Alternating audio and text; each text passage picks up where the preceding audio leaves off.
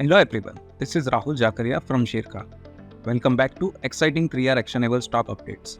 3R basically means right sector, right quality and right valuation. These are our investment ideas. Today we have an update on Subros Ltd.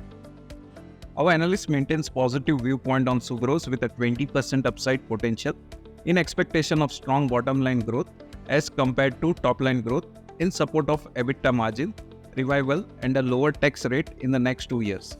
In quarter 2, Subros EBITDA margin exceeded the estimates by 100 bps to 9.5% on account of sharp beat in revenue estimates.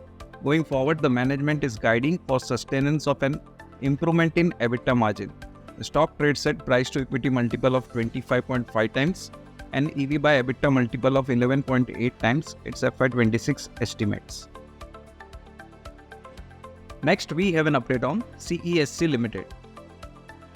Our analyst maintains a buy rating on the stock with an increased price target of Rs 199.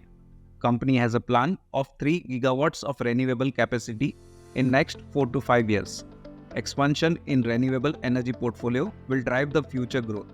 Turnaround of the distribution business would further aid the earnings.